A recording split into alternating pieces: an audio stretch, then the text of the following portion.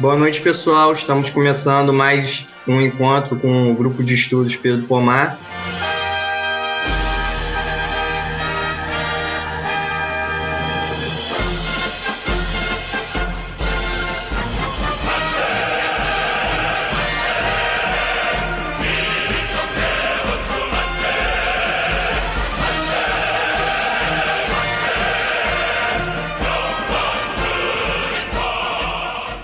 Na ocasião de hoje, a gente tem a honra de receber os camaradas Lucas Rubio e o camarada Gabriel Martinez. A gente vai estar debatendo sobre a Coreia. Vamos falar aqui sobre os aportes da filosofia Juche, sobre a política Songun, tudo que diz respeito à Coreia. E os camaradas eles vão poder contribuir bastante aí com o debate. Então, eu vou pedir, por favor, que os camaradas se apresentem, e agradecer mais uma vez, né, pela participação, abrindo aí a fala para vocês. Posteriormente, vamos começar a rodada de debate. Bom, primeiramente, gostaria de agradecer os camaradas pelo convite, participar desse debate. Meu nome é Gabriel Martinez, né, eu sou presidente do Centro de Estudos da Ideia Juche. Venho realizando esse trabalho de estudo da Coreia e trabalho de solidariedade também com a Coreia já há mais ou menos uns 10 anos, né?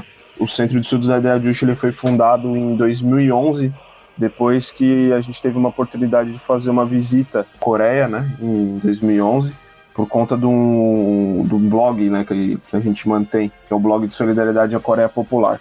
E desde então a gente vem realizando esse trabalho de tradução de textos, né, de divulgação de certos aspectos da realidade do país, né, como se dá o processo de construção do socialismo na Coreia, e a partir daí o interesse, né, sobre esse tema no Brasil começou a ganhar novos contornos, né, as pessoas começaram a se interessar, novos grupos foram sendo formados, né, então eu acho que é importante ressaltar esse aspecto do trabalho do Centro de Estudos da Ideia Juche. E é isso, esse é o que eu tenho para falar inicialmente. Olá a todos, né? Qualquer momento do dia que você estiver escutando isso, eu sou o Lucas Rubio, sou o presidente do Centro de Estudos da Política Songun do Brasil. Eu sou quase que como uma consequência dos trabalhos dos camaradas do Centro de Estudos da Ideia Juche, né? Para mim é uma honra muito grande estar aqui dividindo esse espaço, não só com os companheiros do grupo de estudos do Pedro Pomar, como também com o camarada Gabriel Martinez, né? O Centro de Estudos da Ideia Juche é um pouco mais antigo que o nosso sobre a política Songun, que nasceu justamente como uma necessidade de aumentar ainda mais os estudos aqui no Brasil sobre a Coreia Popular, envolvendo também a questão militar, que é muito importante na história daquele país, é o que faz o socialismo coreano ter uma característica diferente, né? A grande preponderância dos assuntos militares, pilar central da política Songun. Por essa razão, nós surgimos aqui na cidade do Rio de Janeiro e trabalhamos em conjunto com o Centro de Estudos da Ideia Juche, de outros grupos também que existem aqui no Brasil já faz um bom tempo, tentando furar esse cerco terrível que existe quando se fala em Coreia, né? Quando se fala na Coreia do Norte, na Coreia socialista, o cerco político, midiático é muito grande, até mesmo científico, ele é muito grande e leva a gente a ter uma série de estereótipos bem ruins, até mesmo entre a esquerda existe um estereótipo ruim, mas que com o tempo está ficando para trás, nós sentimos isso. Então iniciativas como essas aqui, da gente tentar entender um pouco melhor e mais profundamente como se dá a Revolução Coreana, né, quais são as características específicas do desenvolvimento daquele país ali, são muito importantes, então eu agradeço mais uma vez aí pela oportunidade, espero que a gente tenha uma boa discussão. Eu sou o Guilherme Barbosa e eu vou puxar as primeiras colocações, os primeiros pontos. Eu acho interessante começar do começo, assim, da história da Guerra Revolucionária Coreana, conversar um pouco sobre o desdobramento dela no decorrer da história. Bom, como vocês sabem, né, a Coreia ela foi uma colônia, né, do Japão. Em 1910, o país se converte completamente numa colônia, né, e de modo que a história da Coreia desde então vem marcado por esse fato, né.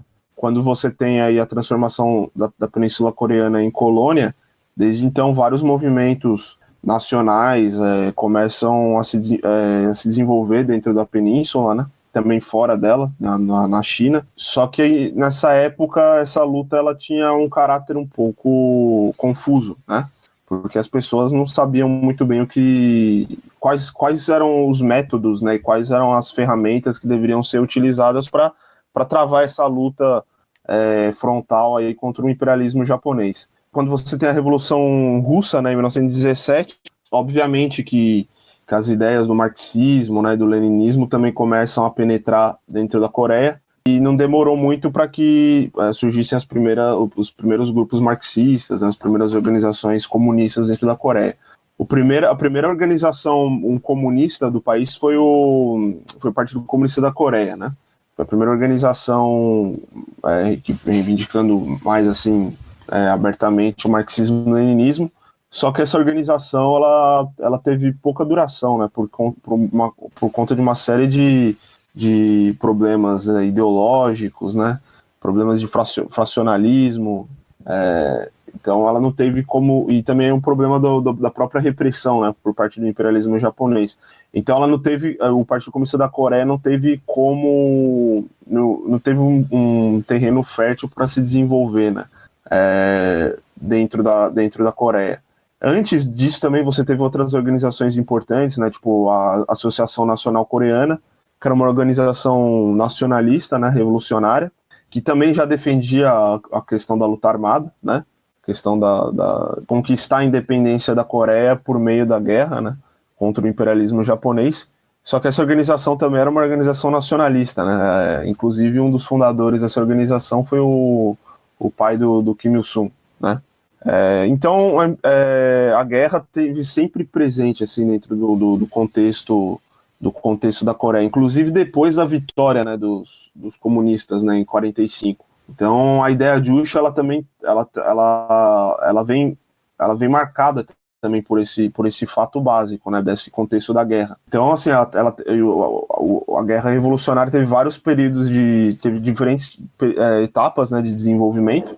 No primeiro momento, quando surgem as organizações comunistas mais consequentes, vamos dizer assim, né, com a linha política mais correta, que eram as organizações lideradas pelo Kim Il-sung, né? A União para derrotar o imperialismo, daí a União da Juventude Anti-Imperialista, depois a União da Juventude Comunista também. Essas organizações foram os embriões, né? Foram as organizações, vamos dizer assim, que assentaram as bases para o que viria a ser o Partido Comunista da Coreia, já em 1945, né, que depois vira o Partido do Trabalho da Coreia. Só que essas organizações elas foram estabelecidas dentro de um princípio ideológico, que era o marxismo, né, só que livre dessas influências externas, né, não no sentido de que eram movimentos desligados do movimento comunista internacional, que existia na época, mas eram movimentos que prezavam por construir uma linha política própria, né? E o Kim Il-sung, desde o começo, né, desde quando ele fundou a União para Derrotar o Imperialismo, que foi a primeira dessas organizações, em 1925, se eu não me engano, eu esqueci a data, o Rubio pode me corrigir se a memória não me falha, 26, né? Exatamente.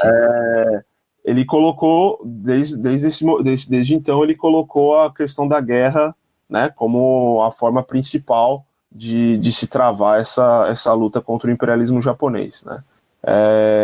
Obviamente que foi um processo que teve uma série de zigue-zagues, né, porque imagina só, você tinha ali um imperialismo japonês, né, um país em ascensão, com desenvolvendo sua economia capitalista em níveis avançados, né, com toda a toda a tecnologia, né, à disposição para reprimir as massas populares coreanas. Então foi um movimento muito difícil, né.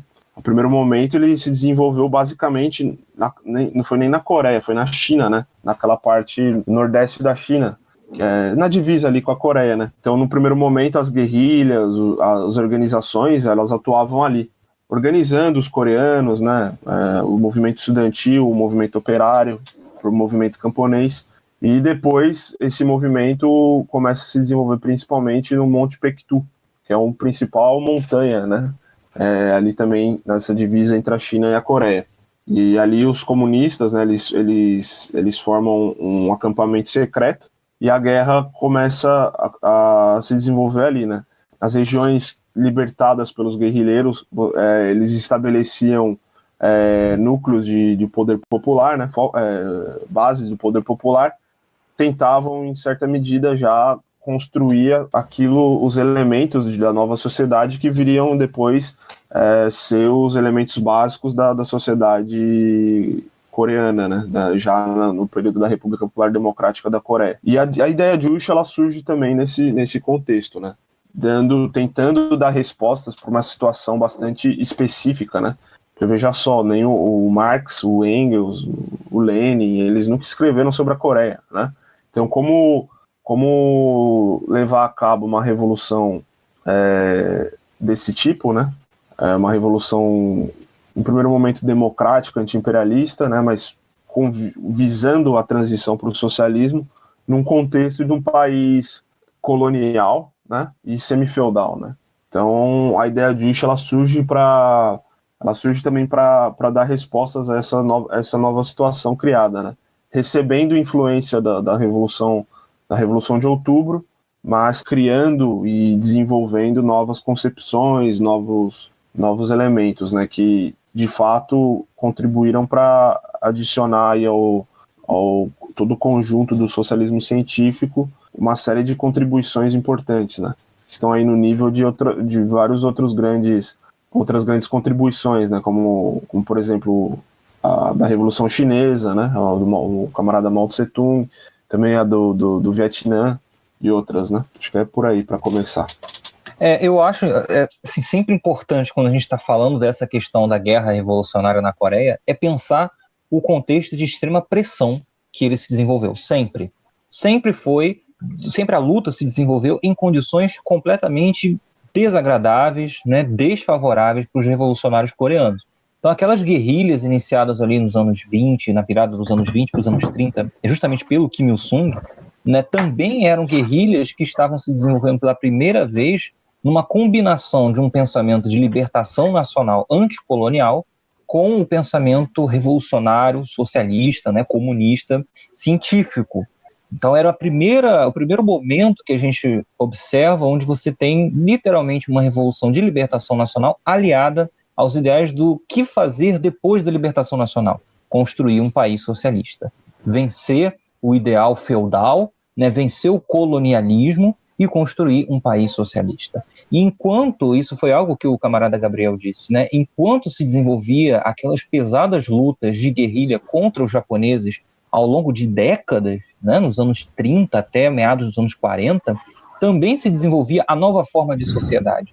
O que seria a Coreia após a libertação era a Coreia que nascia da ponta do fuzil dos revolucionários dentro das florestas, né, pelos rios, atravessando rios e montanhas para lutar contra os japoneses. Então, a integração das mulheres, por exemplo, é algo importante que depois vai se solidificar e acho que é algo que a gente vai falar mais especificamente daqui a pouco, mas, por exemplo, a integração das mulheres na luta política, militar, ideológica, é uma integração que vai depois desembocar na integração da mulher na sociedade e na derrubada de uma tradição milenar muito machista na Coreia.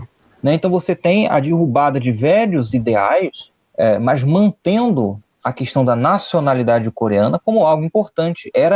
Os revolucionários coreanos comandados pelo Kim Il-sung eram as pessoas que estavam apresentando ao povo alternativas reais de libertação nacional, né, e de literalmente salvamento da cultura. Afinal de contas, a repressão japonesa sobre a Coreia, a gente não tem, até temos, na verdade, um paralelo, né, na nossa própria história, mas é algo que talvez esteja um pouco distante e a gente tem a dificuldade, às vezes, de pensar, mas você não tinha, por exemplo, direito a ter o seu próprio nome na Coreia ocupada pelo Japão.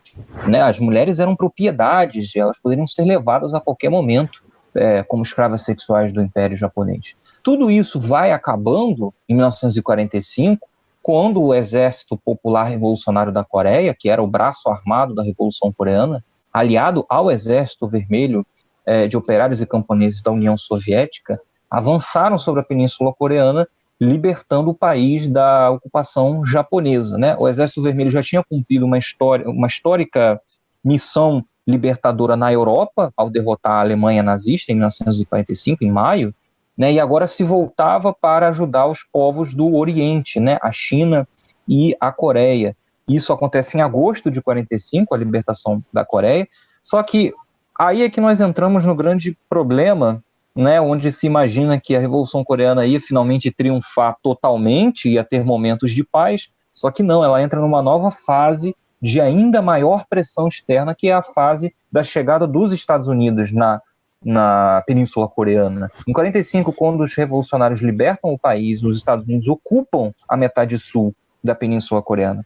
E eles, óbvio que esse movimento revolucionário do Kim Il-sung tinha, né, as suas articulações por toda a península, sem diferenciar norte e sul, afinal de contas isso era impensável antes de 45, ninguém nunca tinha dividido em norte e sul a Coreia, né? Quando os Estados Unidos estabelecem que o paralelo 38 é a linha demarcatória que para o sul vai iniciar uma ocupação militar e um governo marcial mesmo, de lei marcial sobre a Coreia, todo o movimento revolucionário, todos os comitês populares, né, que eram órgãos de poder popular estabelecidos pelos revolucionários, vão ser brutalmente reprimidos pelos norte-americanos, pelos estadunidenses.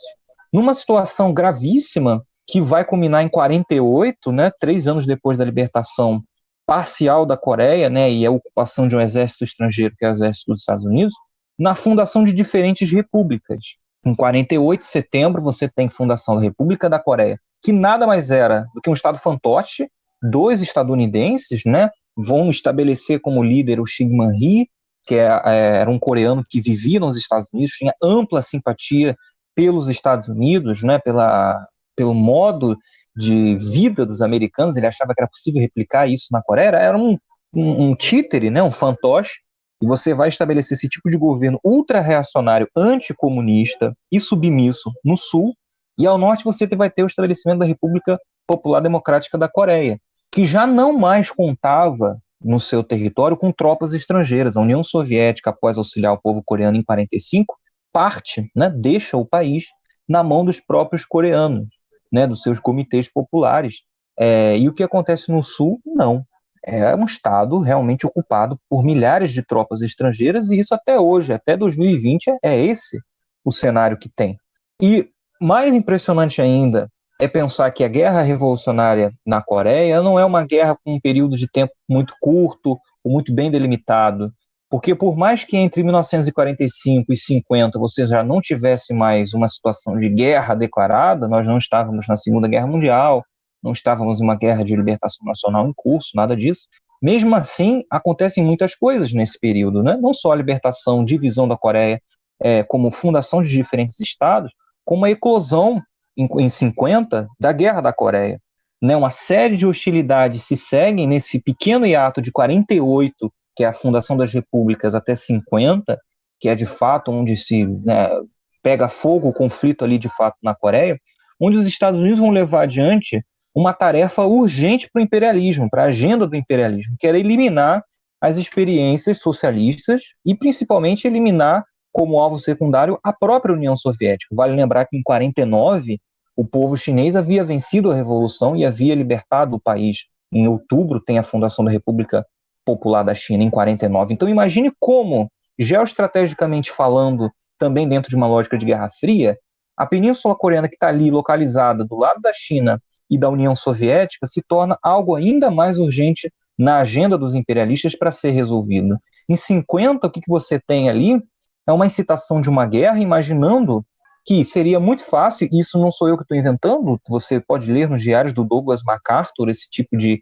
megalomania, mas o comando militar americano achava ser possível derrubar Pyongyang, que era a capital, né, ainda é a capital da Coreia Socialista, e depois avançar para Pequim e, quem sabe, Moscou.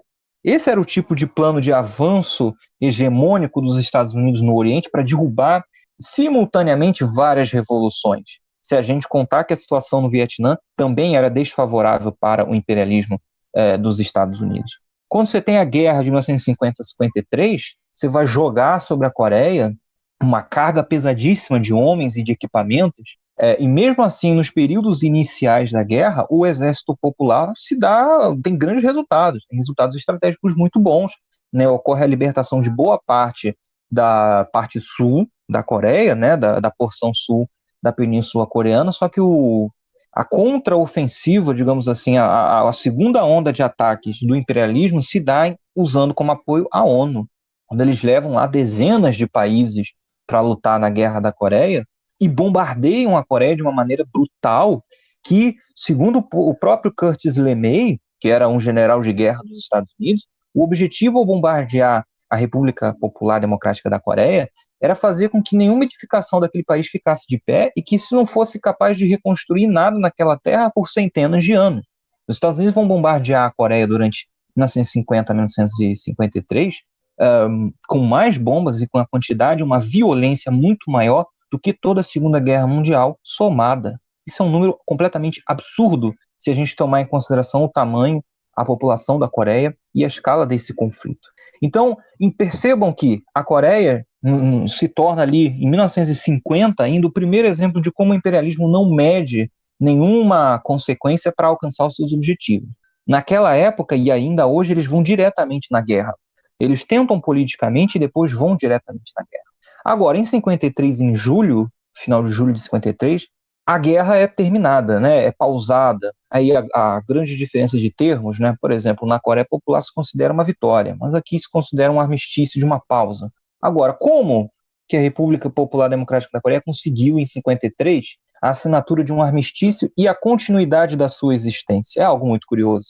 O que havia ali era uma grande mobilização popular, uma grande participação do povo coreano junto ao seu Estado, junto ao seu exército, junto ao seu líder, Kim Il-sung, uma solidariedade internacionalista excepcional por parte do exército de voluntários do povo chinês, né? Mais de 1 milhão de soldados foram voluntariamente da China para a Coreia para ajudar o povo coreano na luta de libertação contra os Estados Unidos, inclusive 70 anos que comemoramos esse ano de 2020, né? Tivemos grandes festividades há algumas semanas aí, tanto na China quanto na Coreia, e uma estratégia militar muito impressionante por parte tanto do Exército Popular da Coreia quanto do Partido do Trabalho da Coreia, né, que é a força política ali da Revolução Coreana a partir de 45, que consegue mobilizar todo o país, todos os recursos do país, e aqui eu não vou entrar em grandes detalhes estratégicos de como eles fizeram isso, mas o importante é a gente ver, todos esses anos depois, que sim, eles conseguiram impor duras derrotas aos norte-americanos, aos estadunidenses, ao ponto de a alternativa de continuar com a guerra não ser mais algo viável, e então eles assinarem o armistício de 53. Quando se assina o armistício de 53, o povo coreano considera uma vitória, eles chamam inclusive não de Guerra da Coreia, né, chamam de Guerra de Libertação Nacional. Eles consideram uma vitória porque até podemos fazer uma pequena analogia, né, uma coisa lúdica aqui, que é se vários lobos atacam um coelho, e mesmo assim esse pequeno coelho consegue defender a sua toca e afastar os lobos, isso você não considera que seria uma grande vitória? Por essa razão que os coreanos consideram que foi uma grande vitória, porque a República Popular foi mantida. Claro que a reunificação não foi realizada, mas para um exército agressor, que por sua vez é o mais poderoso do mundo, não ter conseguido ao longo de 3 anos exterminar totalmente a semente revolucionária daquele país, e ainda assim conseguiu sofrer uma terrível derrota, né, a ter que assumir que não conseguia levar adiante, para os coreanos isso é uma grande vitória. Ou seja, mais uma vez a gente vê quais são as condições históricas, materiais, que essa revolução está trabalhando. Uma situação de guerra, de uma guerra contínua que substituiu apenas o inimigo. Se eram os japoneses, passam a ser os estadunidenses. Mas o desejo de destruição política da revolução, da estrutura da Revolução Coreana, segue até hoje. É um desejo ardente dos Estados Unidos completar a sua tarefa, que teve uma grande falha, tanto em 45 quanto em 53, que é de destruir a experiência autônoma, independente, soberana e socialista da República Popular Democrática da Coreia. E os desdobramentos disso aí são vários, né? Por exemplo, se a gente citar que até hoje existe uma grande mobilização popular na Coreia para qualquer coisa que seja, é um desdobramento que a gente pode considerar como um reflexo dessa grande unidade que existe entre o povo coreano, porque eles consideram que apenas coletivamente, apenas com ideologias revolucionárias e realmente populares, é que eles conseguiram alcançar grandes êxitos na construção de seu país, conseguiram afastar inimigos muito poderosos e manter de pé a sua revolução, as suas conquistas sociais. Imaginemos hoje que a Coreia tivesse sido totalmente tomada pelos Estados Unidos em 45, ou que em 53 o povo coreano tivesse caído na sua tarefa e não tivesse alcançado algum êxito na guerra, né? Hoje a Coreia, o que seria? Será que teríamos ainda, né, a figura da República Popular da China? Por mais que não tenhamos a União Soviética, mas que rumos teriam tomado o mundo se os Estados Unidos tivessem alcançado acesso direto às fronteiras tanto da China quanto da União Soviética? Então a Coreia Popular é um ponto importantíssimo, porque não só resistiu a grandes impérios e venceu, como segue até hoje, mais de 70 anos depois, com uma experiência que conseguiu passar por diferentes períodos muito difíceis, mas com uma versatilidade impressionante. E até hoje segue que quase pouquíssimos desvios do seu caminho original e revolucionário, né? Ao passo que a gente teve grandes derrotas no movimento internacional, nós não temos mais a União Soviética, por exemplo, né? Politicamente foi vencida, o revisionismo tomou conta de vários estados da Europa Oriental, da própria União Soviética, porém a Coreia segue sendo uma experiência contra-hegemônica, uma experiência socialista popular. Eu acho que isso é muito importante da gente ter em mente nesse primeiro momento aqui. Interessante ver que a semelhança, tipo, tanto da realidade da China durante a Revolução Chinesa, quanto da Coreia, que eles não foram como a gente, uma colônia até o início do século XIX. Eles foram uma colônia da maior potência colonial da Ásia, que só conseguiu sua libertação e só foi ter uma guerra pela libertação junto na Segunda Guerra Mundial. Então não faz tipo, tanto tempo assim, como tu disse antes, faz tipo 70 anos só. Falando historicamente, é muito pouco tempo. Eu acho incrível que tanto que teve a solidariedade do povo coreano entre si quanto do povo chinês, de persistir e de conseguir vencer. Eu considero uma vitória justamente por eles existirem ainda e ter feito os Estados Unidos assinar um tratado para deixar de ser tão agressivo e parar de bombardear o país.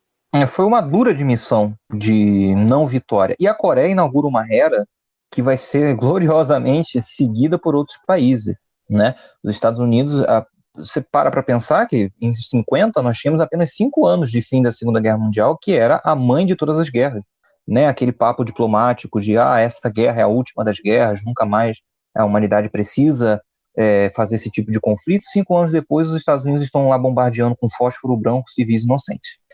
Então, inicia uma era de que guerras de agressão acontecem, porém os povos unidos e quando dotados de uma ideologia revolucionária vencem. Depois vai ser a vez do Vietnã, né? Nós também teremos Cuba, nós também teremos vários exemplos no Oriente Médio e de outros países, e nós precisamos levar essa era adiante, precisamos atualmente nos inspirar e criativamente reinterpretar tudo isso para começar a também impor ao Império, né, aos Estados Unidos, novas derrotas. Então a Coreia tem esse título de ser o primeiro país, historicamente o primeiro obstáculo que os Estados Unidos encontram ao seu domínio. Simplesmente eles não conseguem matar o Kim Il-sung, destruir a Revolução Coreana, dissolver o partido, né, o Estado, como eles planejavam. Isso que é importante da gente ter em mente. E a Revolução Coreana e Chinesa são irmãs, tinham condições muito parecidas. Às vezes as pessoas se esquecem que tanto China quanto Coreia são civilizações que não têm 100 anos de idade, sequer 1000 anos de idade, são 5, 7 mil anos de idade. São civilizações muito antigas que se entendem de uma maneira única, homogênea, há muito tempo. Então isso também vai ser um diferencial, vai ser um elemento que a gente precisa colocar na conta quando a gente for entender o que se desenvolve ideologicamente naquele país. Né? Você não está colocando ali apenas ideias de um século XIX ou de um século XX, você tem ideias ali, você tem hábitos ali que estão há milhares de anos. Tudo isso conta no fim das contas. Sim.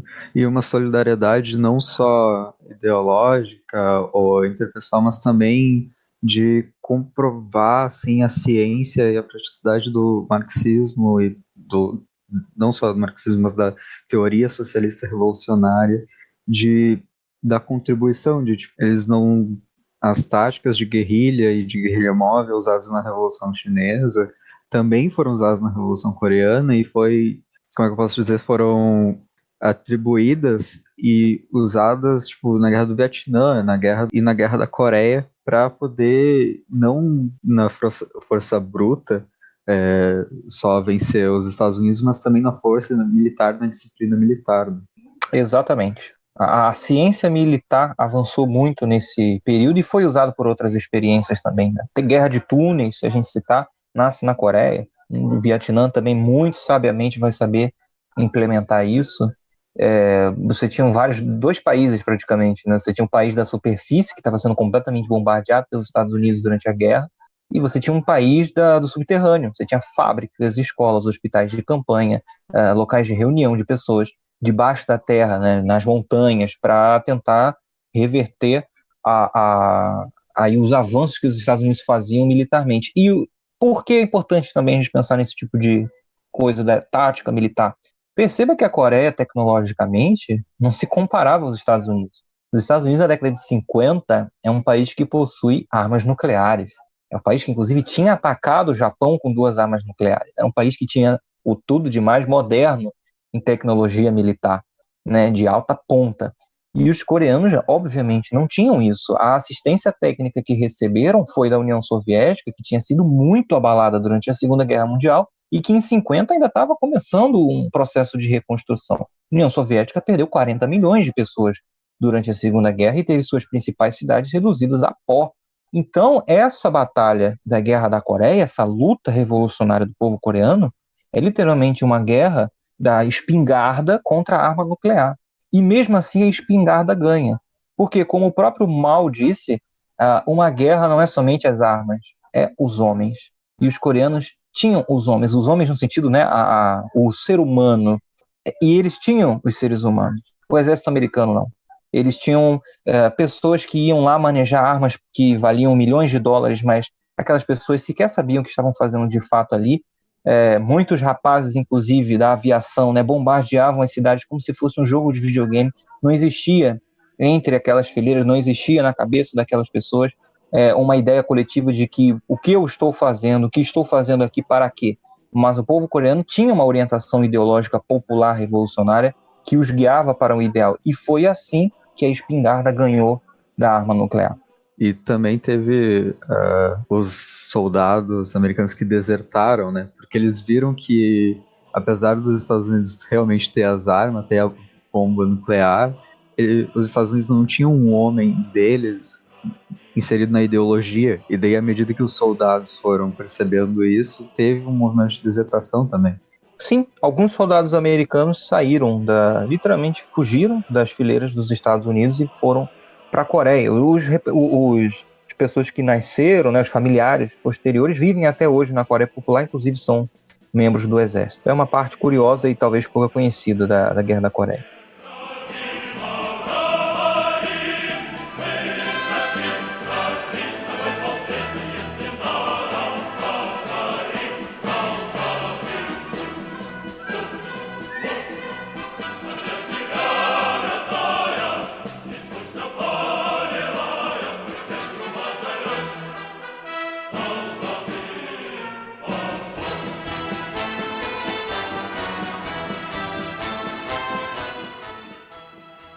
Aqui da minha colinha, eu já vou seguir para o segundo tópico, então, que comentar justamente sobre a filosofia do Juche, que ela surge, como dito, num cenário de pressão e visando já ter uma prática, ter em mente um modelo para depois não pensar na possibilidade de se a gente ter, mas quando a gente ganhar, o que a gente vai fazer, como é que a gente vai se organizar e não perder tempo como uma barata tonta, mas ter um objetivo. Então, falar sobre os fundamentos dela e o avanço que teve não só durante a guerra, mas os avanços que teve após a guerra e também os obstáculos que teve ali pela década de 90, 80. Camarada Gabriel sabe muito disso. Bom, sobre a questão da ideia Juche, né? Como eu falei no começo da minha intervenção aqui, os coreanos, em primeiro momento, eles eles afirmavam, né, e de fato faziam isso, de aplicar o marxismo-leninismo à realidade concreta da Coreia, né. Se você pega todos os textos do Kim Il-sung dessa época, da década de 30, 40, 50, 60 e por aí vai, ele sempre se refere ao marxismo-leninismo, né? Então o marxismo-leninismo foi a base ideológica da Revolução Coreana, né? Mas então por que ideia Juche, né? Ideia Juche também sempre veio acompanhado com essa questão do marxismo-leninismo, né? Se a gente for pegar analisar a palavra Juche, né, significa algo como dono do seu corpo, né? Em chinês também tem essa palavra, né, que é Juti, que é tipo o mestre do seu corpo, que dá essa ideia de tipo você é dono do seu destino, né? Então assim, basicamente, para resumir assim, o que seria a ideia Juche, o princípio filosófico da ideia Juche seria esse, né? As massas populares são donas de tudo e decidem tudo, né? Eles falam o homem é dono de tudo, mas quando você lê essa palavra homem, né, seriam justamente as massas populares, né? O marxismo-leninismo foi a base disso, né? Então a gente não pode considerar a ideia Juche como uma coisa que veio do nada, né? Ela tem uma base prévia, né? Que é justamente o marxismo-leninismo. O Kim Il-sung sempre falou do marxismo-leninismo, né? Inclusive até assim, pouco antes de morrer, ele sempre falava marxismo-leninismo. Quem teve a tarefa de sistematizar a ideia Juche em uma ideologia nova, né? Quem fez isso foi o Kim Jong-il, né? Especialmente a partir da década de 60, né, 70, que ele começou a trabalhar mais ativamente dentro do partido, né, e depois, inclusive, dentro do comitê central do partido. Os coreanos começaram a desenvolver mais sistematicamente o que seria a ideia Juche, quais seriam os princípios filosóficos da ideia Juche, né? Inclusive falando também sobre o Kim Il-sunismo, né? Hoje em dia, por exemplo, o Partido do Trabalho da Coreia afirma que a ideologia do partido é o Kim Il-sunismo, Kim Jong-ilismo, né? A ideia Juche seria como a base, né, filosófica desse Kim Il-sunismo, Kim Jong-ilismo. Por exemplo, da mesma maneira que o marxismo-leninismo tem o materialismo histórico, o materialismo dialético, né? A ideia o Kim Il-sunismo, Kim Jong-ilismo teria como base a ideia Juche, né? E bom, tem várias razões, né, que levaram os coreanos a procurarem uma ideia própria, né? Uma ideia original, uma ideia nova. Primeiro, como eu falei anteriormente, os clássicos do marxismo não dão respostas completas a vários problemas que apareceram no decorrer do desenvolvimento da Revolução Coreana, né? Então, por exemplo, inclusive eu comentei isso também, o Marx, o Engels, o Lenin, né, o Stalin, eles nunca escreveram sobre a Coreia, né? Então, como que você vai pensar em quais políticas devem ser aplicadas, né? Como interpretar determinado fenômeno novo que surge ali para aquele movimento que se desenvolvia na Coreia, se apegando dogmaticamente aos textos clássicos, né? Só interpretando ali o que está escrito, sei lá, no Manifesto do Partido Comunista ou no Estado da Revolução, né? Só isso não basta, né? Não é suficiente. Então você tem que pensar a teoria dentro desse contexto de novos problemas que vão surgindo no decorrer da prática revolucionária, né? E foi por isso que os coreanos desenvolveram a ideia Juche, né? Então a ideia Juche ela abarca vários aspectos, né? Não só da filosofia, mas também do próprio processo de construção do socialismo, né? Isso vai ficar cada vez mais acentuado na medida também que o próprio movimento comunista internacional começa a passar por uma crise ideológica, né, que é fruto do revisionismo, né? Então, conforme esse processo de avanço do revisionismo vai avançando na Coreia, no movimento comunista internacional, na Coreia, eles vão também dando cada vez mais ênfase nessa questão da ideia Juche, né? O primeiro artigo assim que expõe a ideia Juche de uma maneira mais sistematizada sobre a ideia Juche, né? Que inclusive aí no Brasil quem publicou foi a Nova Cultura, né? primeira edição desse livro em português foi publicado pela Nova Cultura. E esse artigo, na verdade, ele é fruto de uma intervenção que o Kim Jong-il fez, né, num seminário de comemoração ao nascimento do Kim Il-sung. E aí, a partir desse texto, né, é que a ideia de Juche começa a ser sistematizada como uma ideologia nova, né? Então, assim, ela não é uma negação do marxismo-leninismo, muito pelo contrário, ela surge tendo como base os princípios do marxismo-leninismo, mas ela tem um princípio filosófico diferente. Ela tem um corpo filosófico diferente do marxismo, né? Então, ela não, por isso que os coreanos falam que ela não quando você vai explicar a ideia disso, você não pode apenas falar que ela é o marxismo-leninismo aplicado à realidade coreana, né? Então, assim, nesse texto mesmo, o Kim Jong-il, ele vai destacar, né, o papel importante que as ideias progressistas elas cumprem para o desenvolvimento da história social, né? E aí ele vai destacar justamente o papel que o marxismo e o leninismo tiveram, né?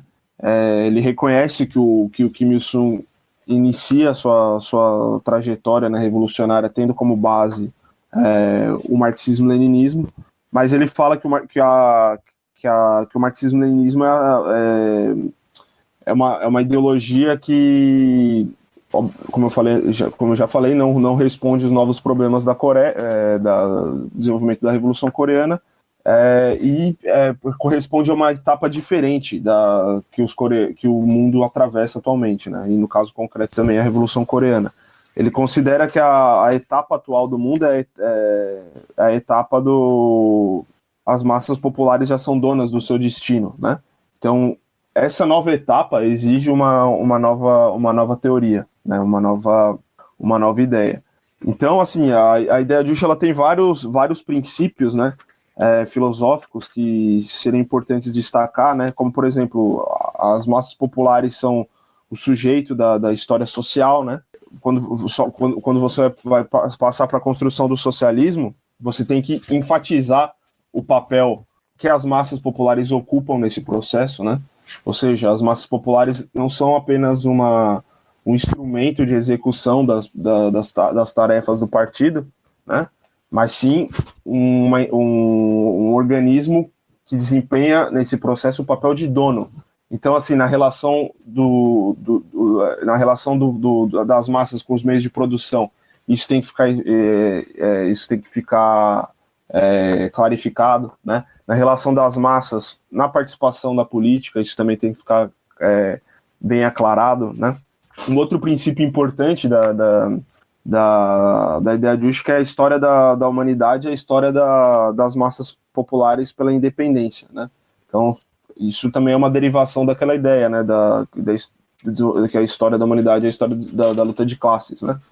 Então, eles vão explicando que todo o avanço progressista, né, que se opera dentro da sociedade, ela é impulsionado pela atividade criativa das massas populares, né? Um outro princípio importante é que o movimento histórico social é o movimento criador das massas populares. Então, nesse processo de entender e transformar o mundo, as massas populares elas exercem esse seu papel de criador, né?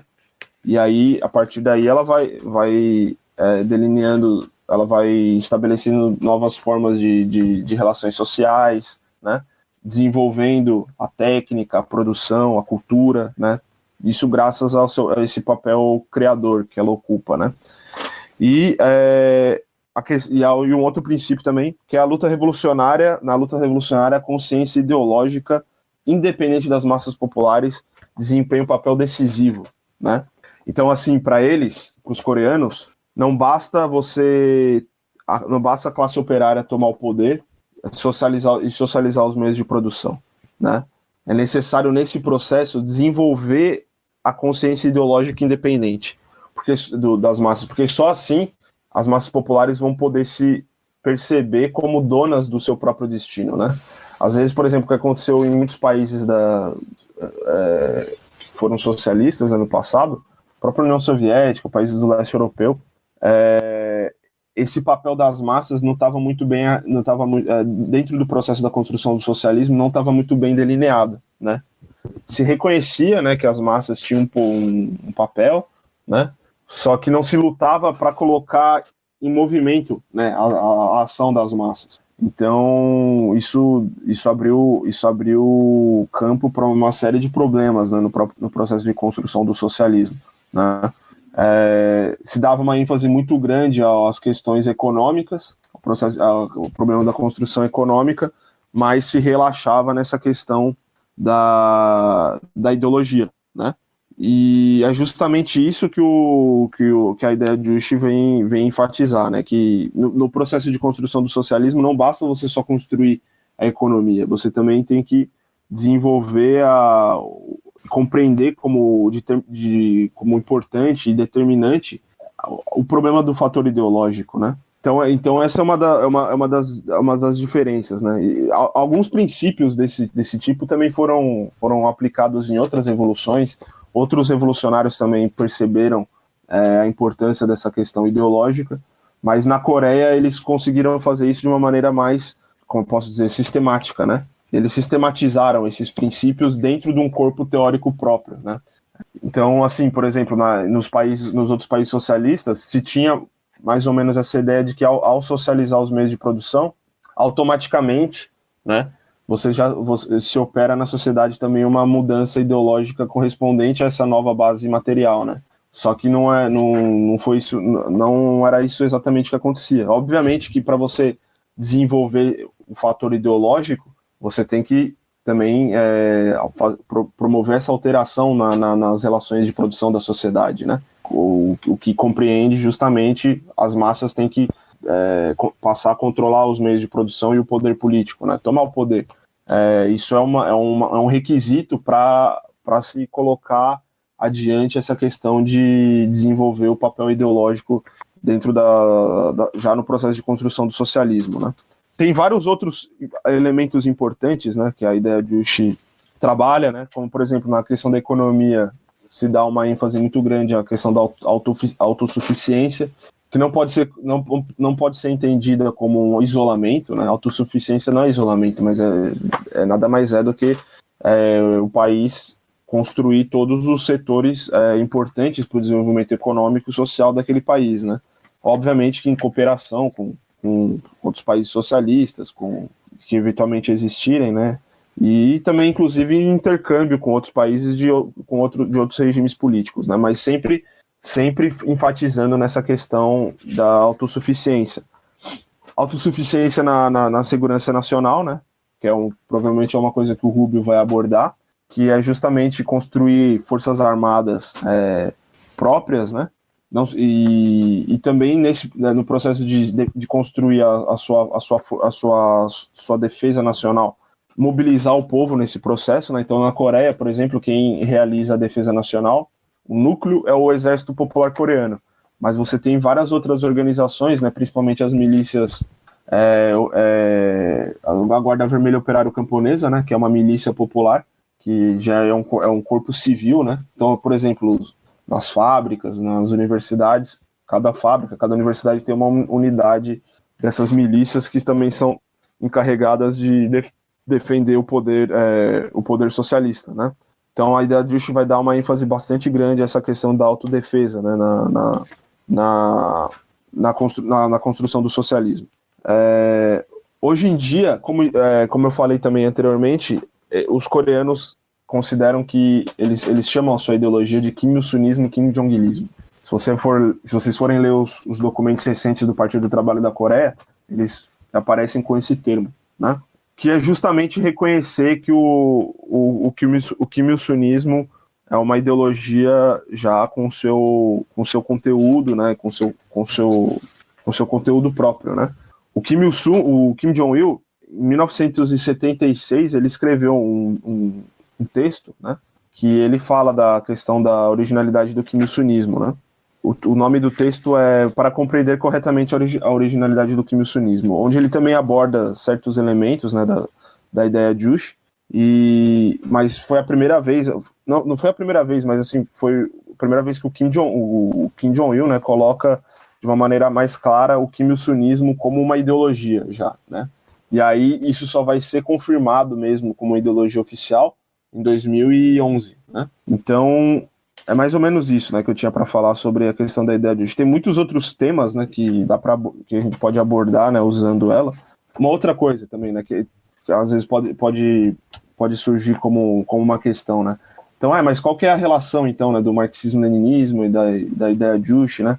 Bom, o que a gente tem que ter claro é o seguinte, a ideia Juche não nega o marxismo-leninismo, ele absorve tudo que, por exemplo, materialismo histórico, materialismo dialético, está tudo inserido dentro da ideia Juche, só que ela não usa, a ideia Juche não se explica, né? Ela não tenta se explicar usando os parâmetros, vamos dizer assim, do marxismo-leninismo, porque é uma ideologia nova. Então a gente pode considerar dessa maneira, tem o socialismo científico, né? E dentro do socialismo científico, historicamente, você teve o marxismo-leninismo, que representou essas primeiras etapas, né, do surgimento do socialismo científico, e hoje em dia você tem o Kim Il-sunismo, o Kim Jong-ilismo, entendeu? Que aí e esse Kim Il-sunismo, o Kim Jong-ilismo tem como base a ideia Juche. Qual é a outra semelhança? A missão histórica dessas duas filosofias, tanto do marxismo-leninismo quanto do Kim Il-sunismo, Kim Jong-ilismo, é a mesma, é o comunismo. Então são duas ideologias do comunismo, entendeu? Eles explicam mais ou menos dessa forma.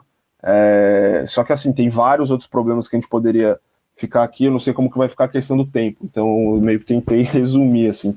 Mas aí acho que o Rubio também pode comentar alguma coisa que talvez tenha ficado de fora na minha fala, e aí eu vou lembrando aqui também.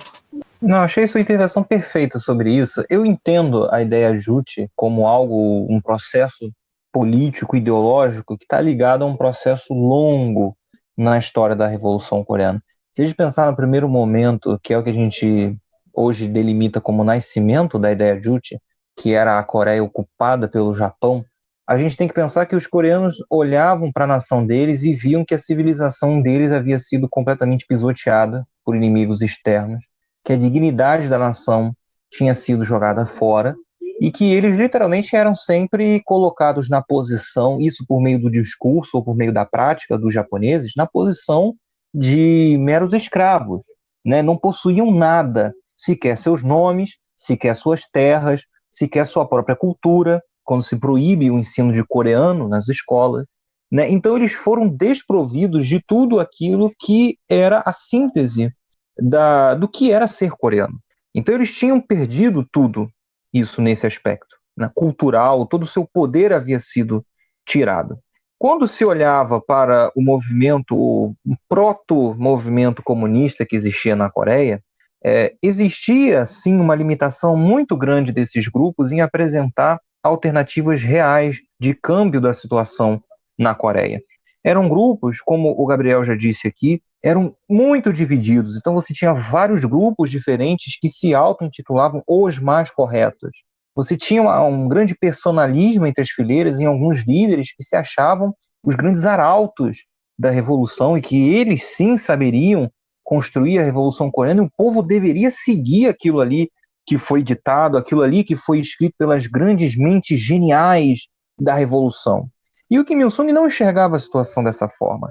Ele enxergava que era necessário devolver às pessoas da Coreia, né, por meio de uma ideia e de uma prática, uma questão de que elas sim eram poderosas, de que elas sim tinham ideias geniais, de que elas sim achariam o próprio caminho, desenvolvendo com suas próprias mentes e andando com suas próprias pernas o caminho da libertação nacional.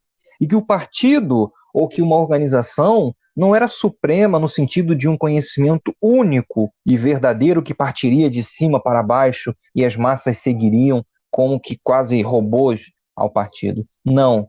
Ele propunha, né, na sua ideia Juche, que aquelas pessoas seriam novamente dotadas do poder, dotadas do poder de decisão e de condução do processo para a libertação delas mesmas.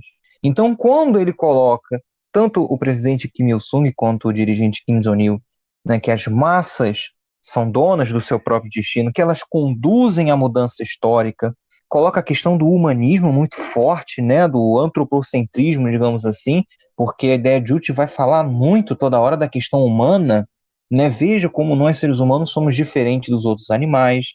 O nosso corpo, sim, é fruto da evolução natural, mas a nossa mente não, ela foi construída, a nossa sociedade, as nossas ideias, ela foi construída socialmente. E por quem? Pelas pessoas, pelos seres humanos, né? Como nós somos diferentes dos outros animais, como nós possuímos certas capacidades de alteração do mundo ao nosso redor que os outros animais não possuem. Então a ideia de Juche vai colocando para um povo que estava desprovido de qualquer poder uma sensação de potência. E existia também uma falta de respostas, como a gente já disse aqui, dos grandes clássicos ou das experiências passadas, que era a Revolução Russa, as respostas que eram necessárias para a questão coreana. E não tem problema nenhum. Eu vejo muitas pessoas terem muitas críticas ou aversão à ideia de Juche, porque a ideia de Juche está se colocando acima do Marx, do Engels, do Lenin. Não é isso. Não há problema nenhum em os clássicos não terem respostas para todas as situações. Afinal de contas, como o Gabriel mesmo disse, a época de Marx, a época de Lenin, de Engels, não era a Coreia ocupada pelo Japão. Era uma completa e diferente realidade. Então é claro que você não tinha todas as respostas para todas aquelas perguntas. Então os coreanos começaram a desenvolver na própria prática e conforme a sua própria realidade, linhas de prática que fossem diferentes. Ou seja, a ideia de Juche nasce numa época de uma resposta a situações em que as experiências passadas ou os clássicos passados não tinham.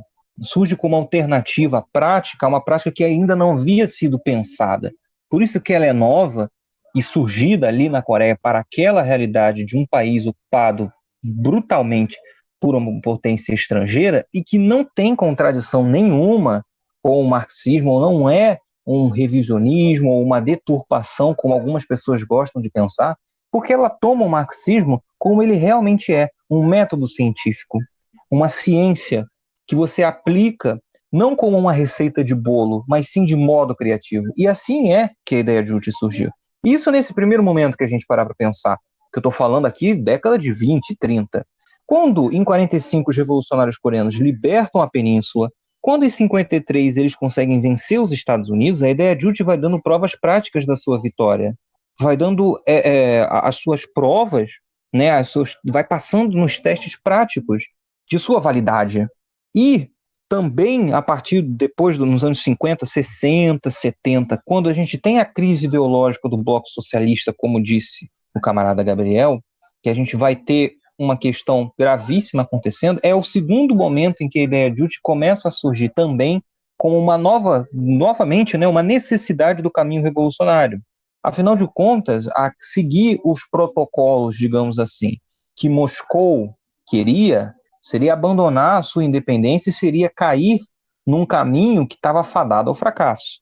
Ao mesmo tempo que, talvez, seguir Pequim no grande debate, né, seguir unicamente a Pequim, também não fosse uma alternativa tão viável para uma revolução extremamente independentista como a coreana. Então é por isso que, naquele embate de gigantes que era a União Soviética e a China, em um contexto de Guerra Fria, mais uma vez a questão de ter algo autônomo, de ter algo novo, de ter algo que era relacionado à própria realidade da Coreia, passou a ser uma necessidade. Então, novamente, a ideia de Juche começa a surgir como algo a ser colocado nominalmente como um norte na Revolução Coreana. Lá nos anos 90, que é algo que a gente vai falar daqui a pouco mais especificamente, mais uma vez, se prova que a autonomia, a independência e uma ideologia que fosse própria era necessária. Quando todos os outros países da Europa Oriental e União Soviética desabam e a Coreia não, isso se dá por uma razão. Por quê? O que estava sendo seguido, o que estava sendo posto em prática na Coreia, não era uma simples cópia de modelos estrangeiros. Não estavam seguindo orientações de modelos estrangeiros, mas sim um socialismo popular, feito pelas próprias massas populares, conduzido pelas massas populares, com todo o seu poderio de consciência e de espírito criativo, e não um mero simulacro de outras coisas, de coisas vindas de fora. E aí sim é que nós temos o ponto de virada na adoção do nome, ideia Juche, como a ideia norteadora da República Popular Democrática da Coreia e que muitas pessoas não compreendem ou simplesmente não querem entender, né? Talvez por uma razão estética. Os coreanos não têm retratos do Marx, do Engels na sua praça principal, logo eles não são comunistas. Não é isso. Uma revolução socialista, uma ideologia revolucionária, o próprio marxismo-leninismo não são coisas que nós devemos ver dogmaticamente e que nós devemos algum tipo de culto. Não, nós temos que nos aproveitar no sentido de tomar este método científico para resolver as nossas questões, para resolver os nossos problemas e elevá-lo conforme as nossas necessidades. Óbvio, nem sempre simplesmente recortando tudo de uma maneira a fim de criar uma corte final bizarro e disforme do original, mas sim apropriando-se daquilo como forma de resolver os seus próprios problemas. É isso muito claro que a ideia de Juche deixa, e que talvez algumas pessoas tenham um grande problema em entender ou em aceitar, e que vale muito a pena dar uma lida no que o Kim Il-sung está dizendo, no que o Kim Jong-il, até o próprio Kim Jong-un, está dizendo quando está falando na ideia de Juche, quando está falando na independência das massas populares, na questão ideológica que o Gabriel tocou aqui e que é importantíssima, né, que se perdeu em várias revoluções ao longo da história, mas que não se perdeu lá. Qual o resultado? Bom, mais de 70 anos de resistência e de existência de uma revolução extremamente anti-imperialista, popular, e que não dá sinais de que está voltando atrás, de que está desviando caminhos, ou de que está tentando sair de algum ponto que ela considere válido. Só fazer um comentário aqui. Bom, se a gente for analisar na história, né, todas as revoluções que triunfaram, elas triunfaram justamente porque a liderança, a direção, né, das organizações que estavam ali, dirigindo a luta revolucionária, aplicaram os princípios do marxismo de uma maneira criativa, né, à realidade concreta desses países. Né, de modo que, o que significa isso? Eles não se limitaram a repetir dogmaticamente aquilo que estava presente em determinadas orientações ou em determinados textos clássicos, né? Então, por exemplo, a própria Revolução Chinesa, a tese de que a Revolução Chinesa ia se desenvolver principalmente no campo, ia ter como força motriz os camponeses, né? E que ela se desenvolveria através de um processo que viria do campo para a cidade, né? O campo cercando as cidades. Isso não está em nenhum livro do marxismo, né? Inclusive, na verdade, isso, se a gente for analisar de uma maneira simplista, parece contradizer os princípios do marxismo, né? Mas, obviamente, a questão não é essa, né? E foi justamente por isso que o Mao Tse-tung, né, no caso da Revolução Chinesa, lutou para que o partido entendesse o problema da ideologia e do marxismo de uma maneira não dogmática, né? Então, na época, por exemplo, quando essa tese foi levantada, acusavam ele também de antimarxista, revisionista, né? Só que a questão não é essa. Então, o que fica, né? O que é de verdade, de fato, o marxismo, óbvio que tem toda a questão do método, né? Da linha. Só que é o problema da questão da luta revolucionária, do caráter revolucionário da ideologia, né? Se a ideologia não está servindo para promover a revolução, para fazer a revolução avançar, significa que tem alguma coisa errada, né? Então, assim, a lógica vale também para a ideia Juche, né? A ideia Juche, ela também se desenvolve mais ou menos dentro dessa lógica, né? De dar respostas concretas, né? A problemas concretos, não ficar ali namorando abstratamente o que está escrito num texto, né, ou num livro. E é como o Rubio falou, a gente não pode medir o caráter revolucionário de um país, né, definir se o país é revolucionário ou não, porque nesse país se pendura os retratos do Marx ou não se pendura o retrato do Marx, né, na praça.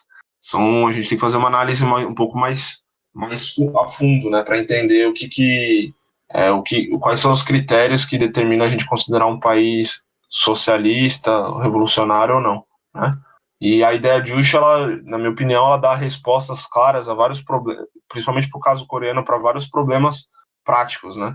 E isso ficou muito mais evidente também, justamente nessa virada aí para a década de 90, né?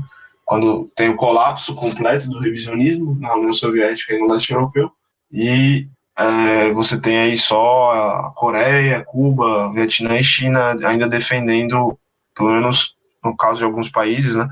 Defendendo nominalmente o socialismo, né? E aí a Coreia apresenta um modelo bem diferente de todos esses, né? E que ainda sobraram, né? E aí vale a pena a gente identificar quais são essas diferenças e por que a Coreia se mantém, né? Ao passo de que todos os outros países do antigo campo socialista desmoronaram, né? Desapareceram.